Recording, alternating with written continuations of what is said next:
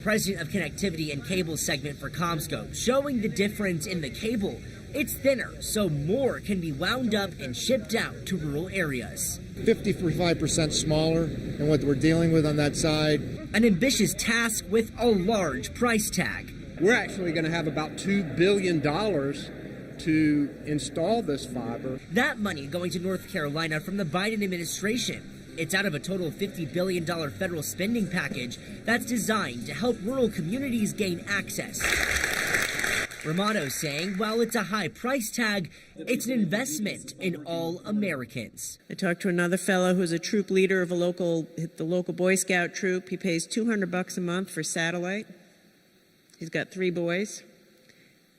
And the coverage stinks. In fact, when we were in the library, it was, and he said, I bet it'll glitch out today. But I won't even have it. $200 a month doesn't have it when it rains. We can print, we can fax. But until it's rolled out and available, Stewart anticipates people will still hold on to this special place. Opportunity of a lifetime, I love it here. Ready to provide so no one is left behind in this digital divide. The library says there's another example to show how big the demand is in the community for connectivity. Now, while the building isn't open 24/7, the Wi-Fi does stay on 24/7. So this parking lot is filled after hours with people just trying to connect. In Conover, Austin Walker, WCNC Charlotte.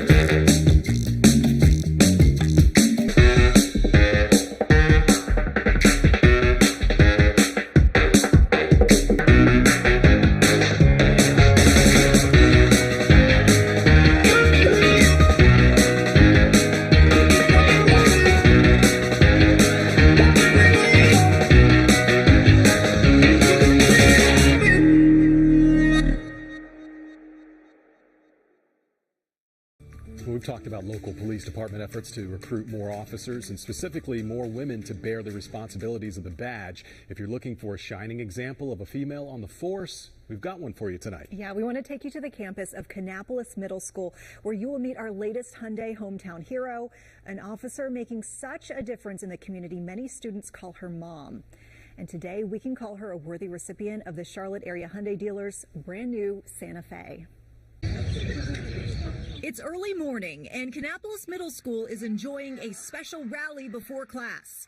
Little do students know, this rally is about to become recognition for someone making a major impact on the community. She goes above and beyond for the students and for the staff. You'll often find her after hours in the community attending things for students that aren't required of her.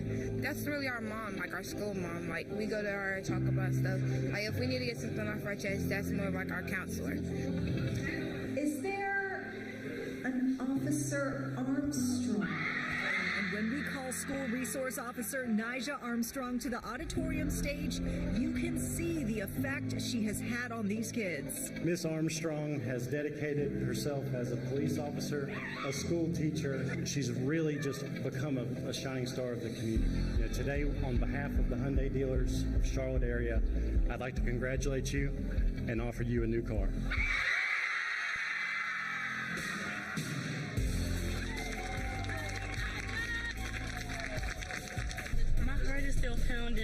It's always important to give back to the community, you know, and the community or the people that enable us to do what we do. So whenever we can return that favor to somebody deserving of it, it's really worth it. She is a hometown hero. She's a hero to us, but she gives us an opportunity to say, hey, we're human, understand, we're here to help.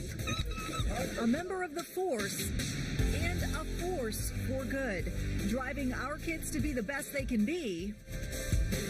I'm very grateful, appreciative. Like, they know I love this shop. I give the kids my all here. Like, whatever they want, whatever they need, whether I'm getting paid for it or not, I'm there for them. And driving off with a well-deserved Hyundai Santa Fe. I love the kids here. I love working here. It's definitely a lot. That's all I got. So, you know how We talk about when things happen for a reason. There are other layers to the story we didn't realize until after we had given her the surprise. She was actually supposed to go that day and buy a new car. How about that? She'd actually planned to go with a friend. It's because her prior car broke down. She had a red Charger. She said she loved it. She loves red cars. She got a red car. That's the other layer. Oh, wow. But we didn't know that at the That's time, but it awesome. just all works out. I believe she'd been praying for that. That's probably an answered prayer. I think so. Good for her. Yeah. And they always respond the same, always humble, always love what they do, would do it for free. Yeah. We want to start with some breaking news at this hour. A grand jury in New York has voted to indict former President Donald Trump. NBC News saying that according to 2 officials familiar with the matter. Now, this is in connection to an investigation into whether he paid adult film star Stormy Daniels with campaign funds to cover up an alleged affair in 2016. We can tell you this indictment is sealed, and the Manhattan DA is likely to make more details public in the coming days that would include those charges.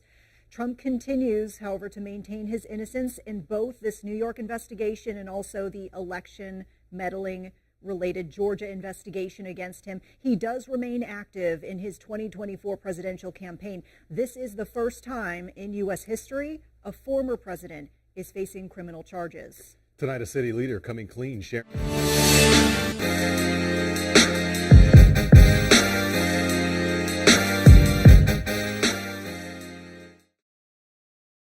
Happening today, CMS closing its applications for its next superintendent. For the next few weeks, a search firm will review applications before handing over finalists to the CMS board. Now, one of the big issues at the district's new leader is the battle over school boundary lines in southern Mecklenburg County. So students could be forced to move to a different school as the district gets ready to open up a new middle and high school. Wake Up Charlotte's Tradisha Woodard joins us now. Tradisha, parents airing their frustrations at last night's meeting. That's right, Sarah. And one of the biggest concerns highlighted was how the proposal is unfairly grouped to low-income households and to some schools, and it boosts income populations in other schools. They say this will have a big impact on the way students learn. As CMS prepares to review the final applicants for the new superintendent position, controversy continues to linger over school boundary lines in South Charlotte. The district is preparing to open a new middle school in 2025-2026 and a new high school for the 2024-2025 school year due to overcrowding and congestion. The decision would force some students to move to a different school, and the plan puts Audrey Cale's low-income population at less than 1%, with South Mecklenburg's at 50%. Some parents are calling for a balance of socioeconomic statuses to provide equitable opportunities for all. Talking about needs for clothing. We're talking about needs for backpacks to go home so they can eat on the weekends. And that's something that when you have a greater concentration, you have the inability to provide for all. As parents push for more diversity, CMS says they've considered many factors when zoning, but will try to make some adjustments based on the feedback. And the district is set to release a second draft in April, and in May the board will vote on a final plan. Sarah. Well, spring just started, but if you've got kids, now's the time to start planning for ways to keep them occupied this summer. How's that going? We are already in the planning process. It's a struggle. I mean, from it what really I is, hear. especially with the budget, right? Right, the budget and really just the timeline. You got to get started early. WCNC Charlotte's Carolyn Bruck is joining us with what we need to know before selecting a summer camp for those kiddos. Okay, so here are 5 steps to help you select a summer camp. And this is according to the Better Business Bureau. They took a deep dive into this. The first thing you need to know is accreditation. You need to check for that. So there is a accreditation kind of organization called the American Camp Association. It will accredit camps in the United States if they meet 32 national summer camp standards. So that's a good place to start. The second thing to know, safety requirements.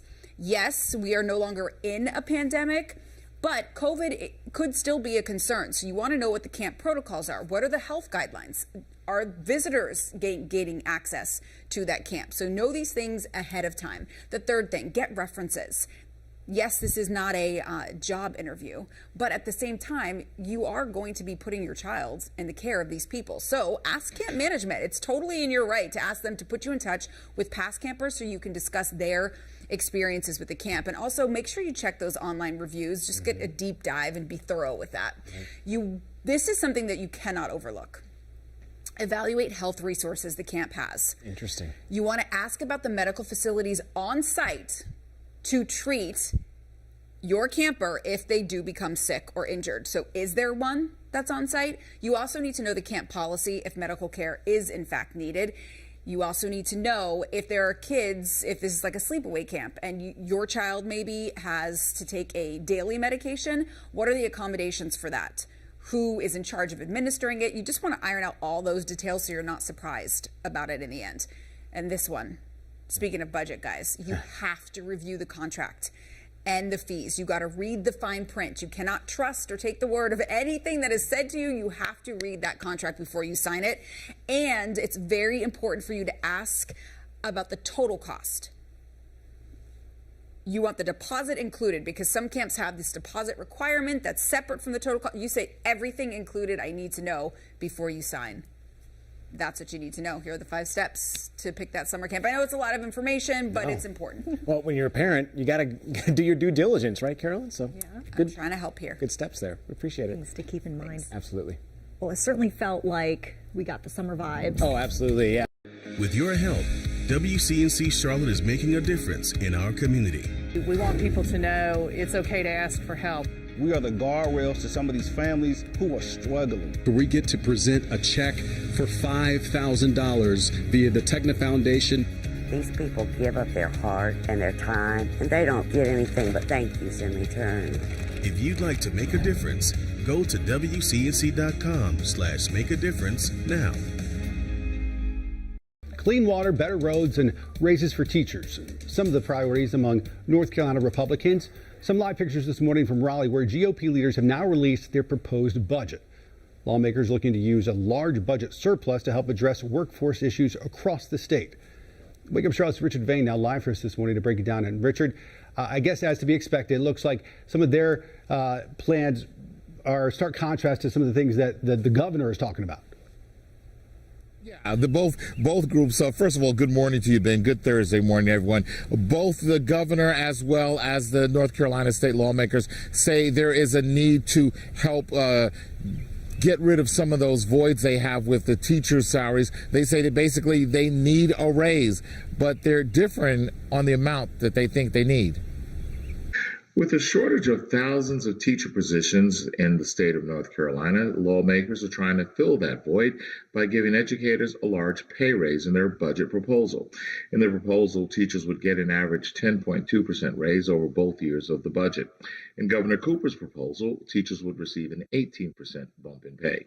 State workers would get 7.5% increase yearly, and retired workers would get a permanent 1% increase to their pensions. State representatives also want to spend $1 billion a year on water and sewer access and another $1 billion for transportation needs. Their budget also allocates for $400 million for other infrastructure projects. Now, when Speaker Tim Moore was asked if he consulted any teacher groups about the pay raises, here's what he said. I have not spoken with any members of any groups about the pay raises. Some of the appropriations chairs may have spoken with them. But, you know, more importantly than that, we're very fortunate that I have a classroom teacher right here. And instead of talking with an advocacy group that only represents a certain number of teachers, he's talked to teachers I know all over the state. And North Carolina continues to lag behind in the number of the amount that teachers get paid each year. We're right here in Uptown. Richard Vane for Wake Up Charlotte. All right, well, look at this. Look at this. Work on some new murals is underway around the Queen City. The art organization Charlotte Shout says these different projects are happening within or near Uptown. So be sure to keep an eye out for them as you're out and about. It's all ahead of Charlotte Shout's event, which kicks off across the Charlotte area on Friday. Verify, WCNC Charlotte. Verify is all about trying to make a difference in the community by making sure that the community has the correct information. This is what we know, and hey, this is what we don't know. Sometimes you're actually surprised by the answer. Verify the difference. Verify is a great way to combat that misinformation, making sure that people know the process of the reporting. It's 5:07 this morning, and of course, we're asking where's the money? This time on college cost. Now, for those headed to college this school year, the national deadline to select a college is just over a month away. It comes as the Carolinas rank in the top 10 for worst student debt across the country. Compared to other states, South Carolina ranks number 4 in outstanding debt per borrower. North Carolina comes in at number 8. A study by Scholaroo, a team of scholarship experts, says borrowers carry just under $40,000 in debt. And it's not just tuition. Other expenses rack up pretty quickly, too. That includes considering the cost of books and supplies, housing, internship and work clothes, and more. So this morning, we're asking, what's the priciest college expense besides tuition? Text us at 704-329-3600. Guys, for me, it was the meal plan. The meal plan could be like almost as expensive as on-campus apartments sometimes. It was too long ago. I can't remember. Pia, thank you. Right now, we got to talk about a new art exhibit. It's here in Charlotte. It features the work of the well-known Pablo Picasso, but it also sheds light on a lesser-known artist, but it's a name you've probably heard a lot here in Charlotte, Romare Bearden. Yes, sure. He has an uptown park named after him, but Larry Sprinkle shows us how the Picasso event also pays tribute to the Charlotte-born Bearden. Romare Bearden isn't just a well-known park in the Queen City.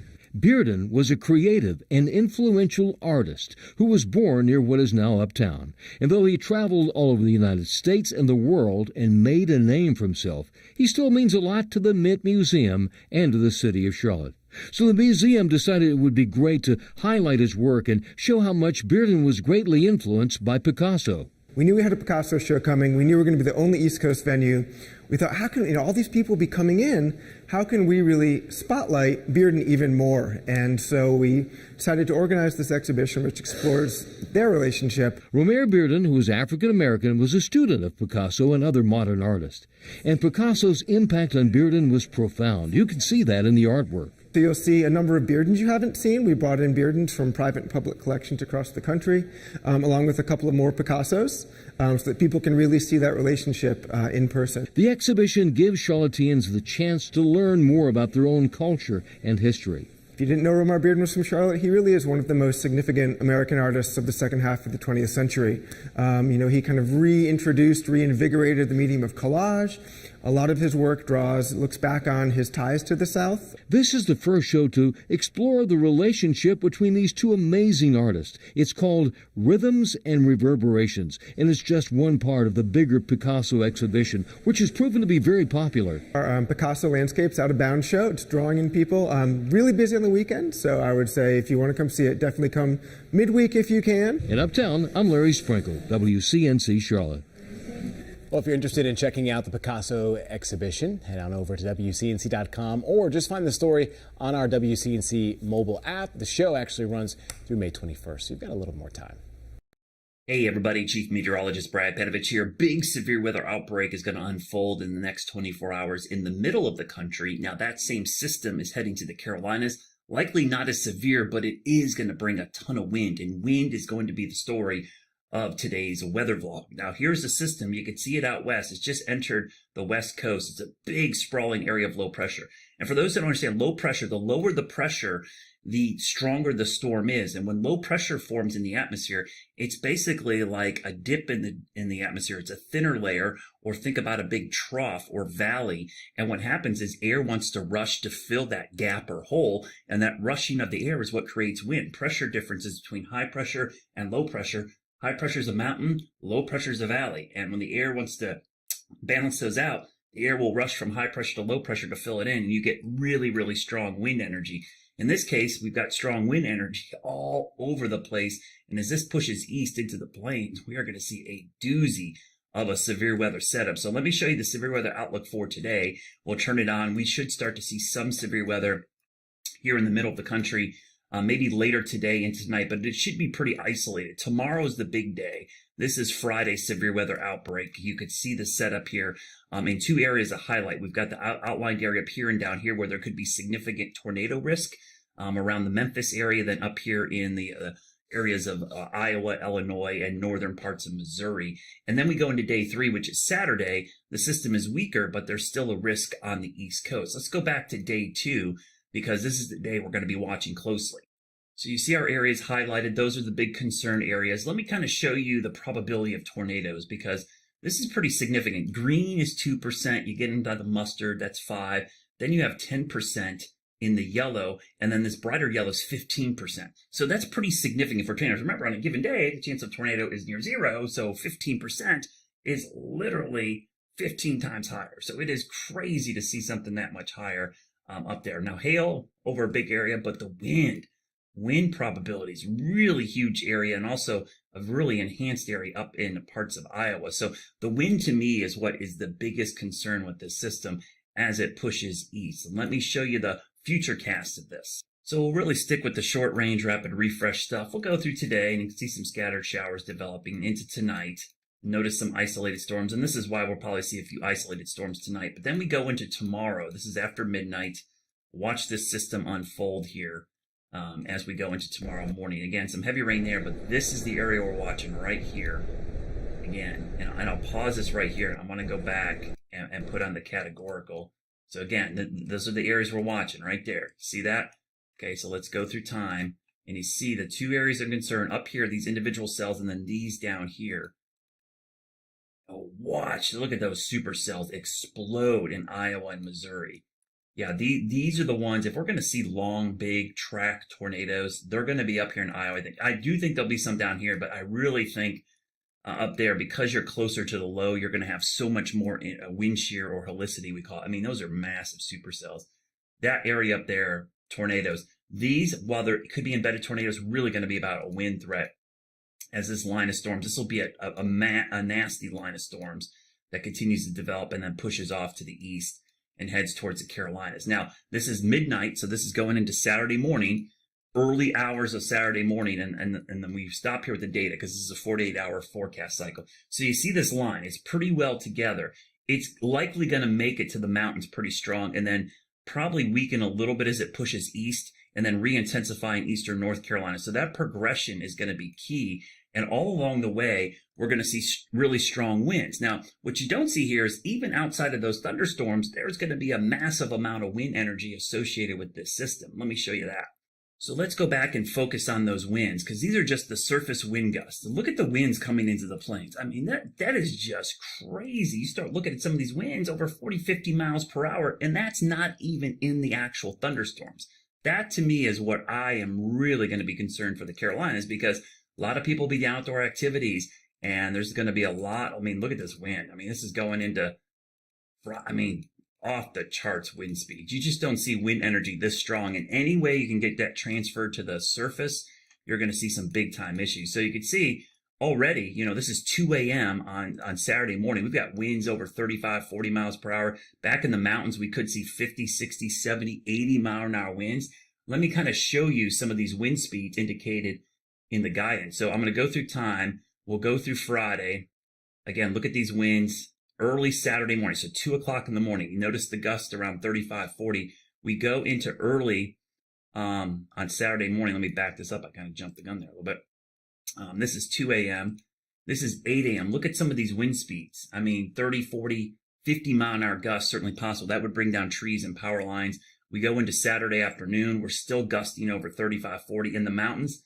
Some 70 and 80 mile an hour winds showing up. And then we go into Saturday night, 8 p.m., still howling. The winds really don't start to calm down until late Saturday night into Sunday morning. We wake up Sunday, things are much calmer.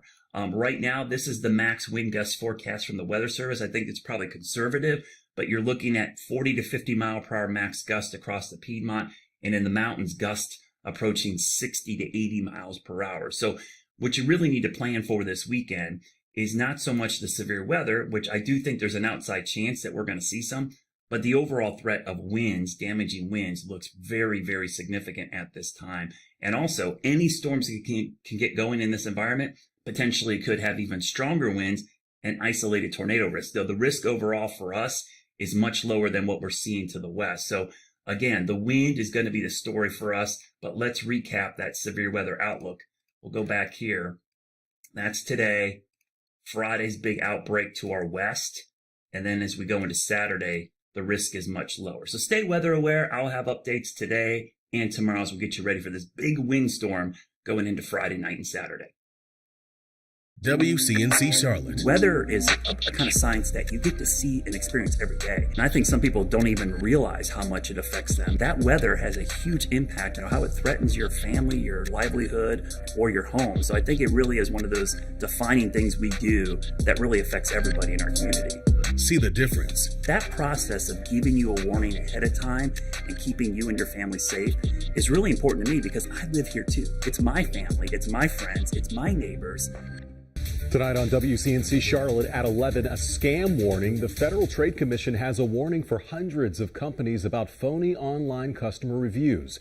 Internet shoppers know they're out there, but pinning them down can be tricky. In fact, when WCNC went to trace the origin of one particular review, as Jane Monreal discovered, it was like entering a house of mirrors.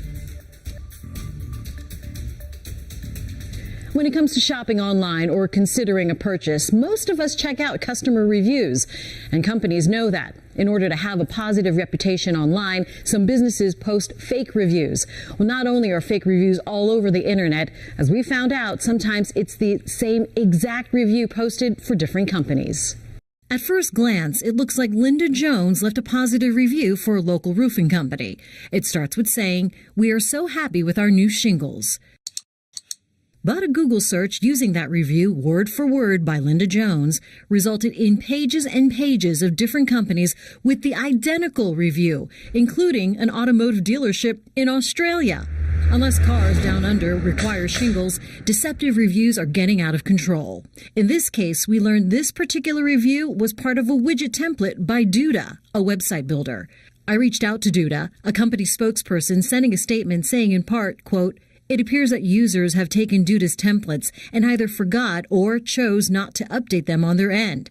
If users have not realized they are using template content or are unsure of how to change page content, they are always welcome to reach out to Duda's support team." I called that Charlotte roofing company and told the owner of our discovery. I asked the owner, "Do you know you have the same review as hundreds of other companies?"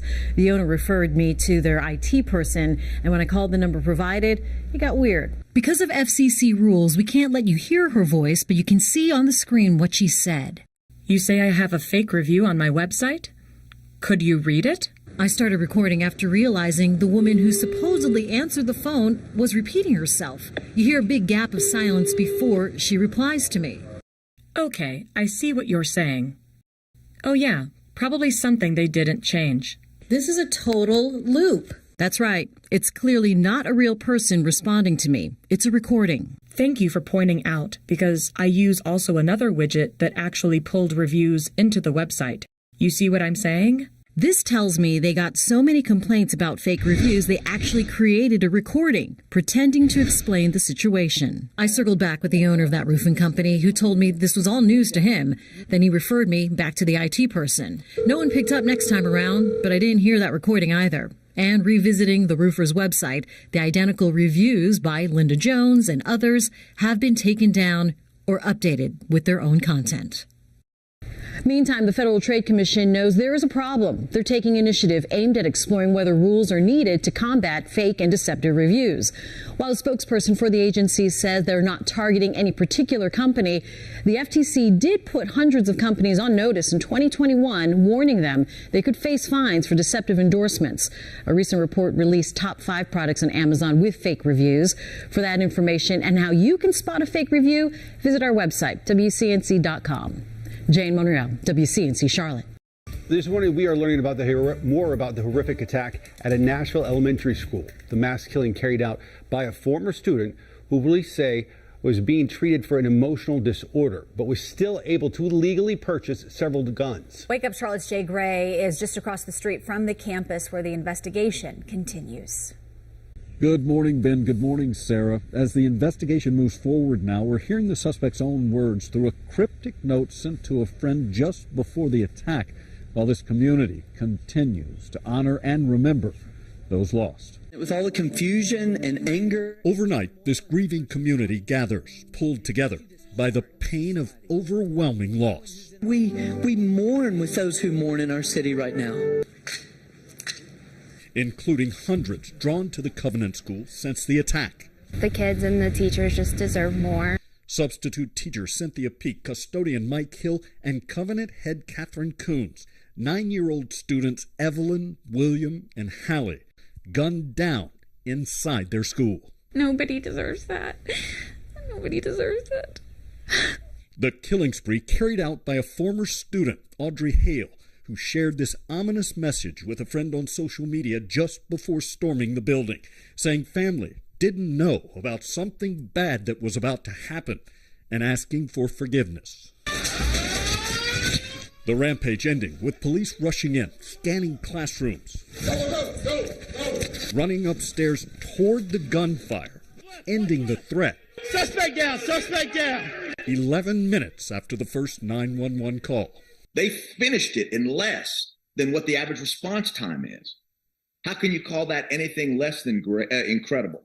Now, investigators, like so many in this community, we feel and hear their cries, and we're always there for them. Struggling to understand what may have sparked the massacre. And later today, thousands are expected to come together for a city-wide memorial. In Nashville, Jay Gray, Wake Up Charlotte.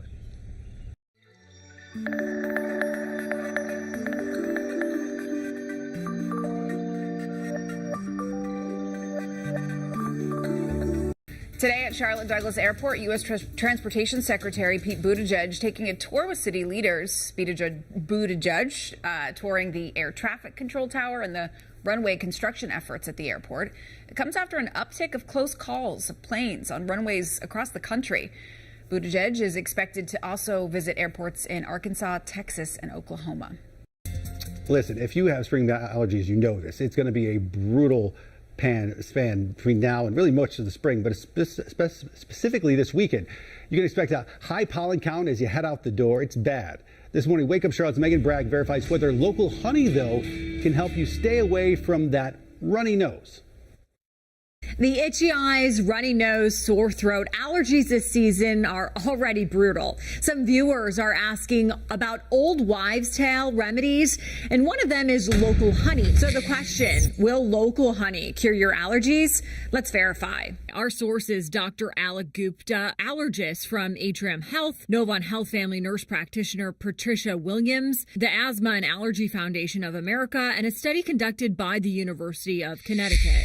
First, let's take a look at how an allergen affects the body. So our bodies respond to that by producing antibodies. Great source of protection for us. We want that, but sometimes those antibodies also produce or cause a chemical reaction that then cause those other reactions in our bodies that end up being allergies. Some believe that because bees collect pollen to make honey, that pollen in the honey would help desensitize your body to those allergens. The problem with honey specifically is that the pollen that the bees use is mainly coming from flowers, and the pollen that we're allergic to is typically not the flower pollen. According to the Asthma and Allergy Foundation of America, the pollens that affect most people are trees, grasses, and weeds, which bees usually don't collect. Plus, once the honey is processed, you would not ingest enough intact pollen to desensitize your immune system. A study conducted by the University of Connecticut gave a small group of people local honey for several days to see if their symptoms would resolve, and they found the honey did not eliminate allergies. It's a great way to help us treat some of the symptoms, and I'm not sure it's going to really control your allergy symptoms as a whole. So we can verify that no, local honey will not cure your allergies. With your Verify, I'm Megan Bragg. No. Well, oh well. Disappoints me. Really we wanted it to be true. I know. I know. Oh, that sounds so good. If you want us to verify something, let us know. Email us verify@wcnc.com. Honey on biscuits is literally the best. Good cup of coffee. However, I do love local honey better than the other ones, so it maybe doesn't help my allergies, but it is delightful.